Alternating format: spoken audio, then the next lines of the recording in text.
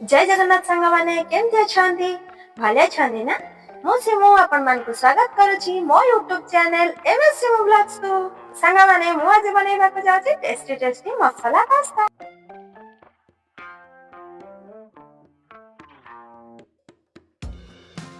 Pasta प्रस्तुत करबा पई मोटी प्रथमे गरम पानी रे पास्ता सब को पकेई एथिरे हाफ चम्मच लूण आ गोटे बड़ चम्मच रिफाइन तेल देई एहाको सिझेई नेछि। एथिरे तेल देबा द्वारा हमर पास्ता सब गोटी गोटी होई रही थाए। देखंतु हमर एठी पास्ता गुडाक भल भाबरे सिझी आसलानी। आपण माने पास्ता को अधिक सिझेबे नाही मो जेमिति गाडिछि आपण माने सेमिति रे ही बाहर कर देबे।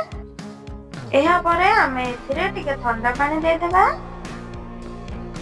एहा परे मो आज नेछि गोटे मीडियम साइज रो प्याज, दुटा कंचा लंका, गोटे छोट गाजर, गोटे मीडियम साइज रो टमाटो आ गोटे कैप्सिकम।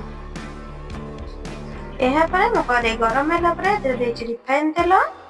टिके तेल गरम आसला परे मो दे देछि काटि रखिथिबा कंचा लंका को।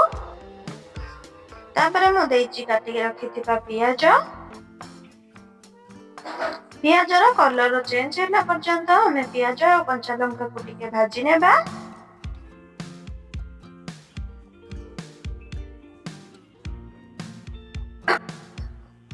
एहा परे हमें काटि रखिथिबा गाजर को एथिरे देई आको आउ किछि समय पे भाजी नेबा।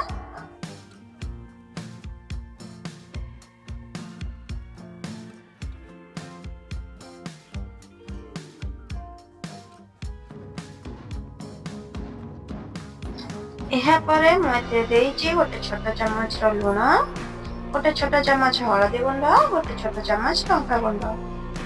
गुंड मसला न लागबे पई मो एठी टिके पानी देई ए सब को गोली नउछि।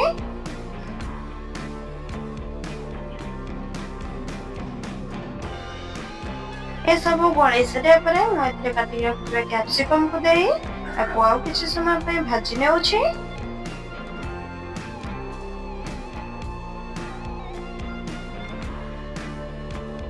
परिबा सब भल भाबरे सिझिबा पई मोटी किछि समय पई घोड़ेई नेछि।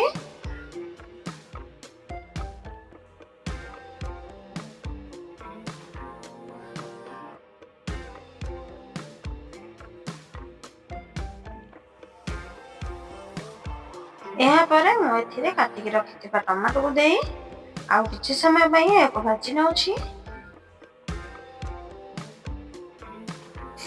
एहा परे मो एथिरे देइछि गोटे चम्मच रो पास्ता मसाला।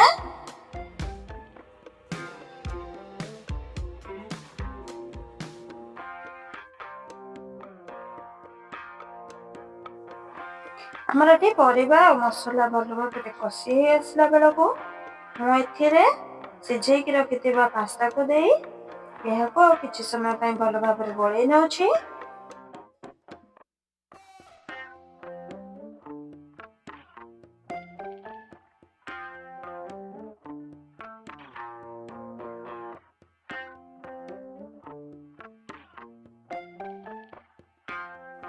पास्ता को मसला सहित भल भाबरे गोळेई सारला परे मो एठी देइछि गोटे बड़ चम्मच रो टमाटो सॉस, गोटे छोट चम्मच रो सोया सॉस, गोटे छोट चम्मच रो ग्रीन चिली सॉस।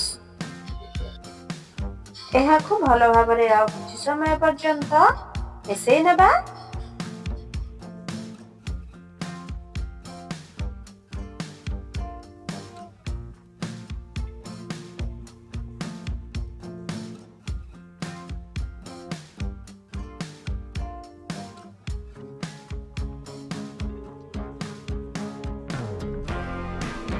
हमर एबे पास्ता भल भाबरे रेडी हे जाइछि।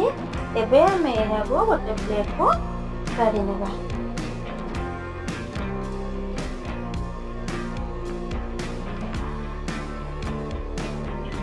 एहा परे मो एथिरे पकेइछि कटा धनिया पत्र।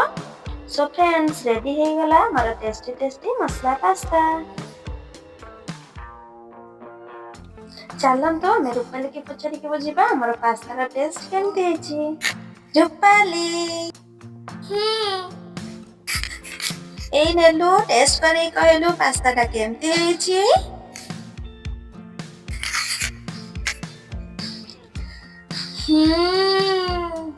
बढ़िया लगुची। जदि हम रेसिपी आपण मन को भल लागि थाए लाइक करिवे, कमेंट करिवे, सब्सक्राइब करिवे।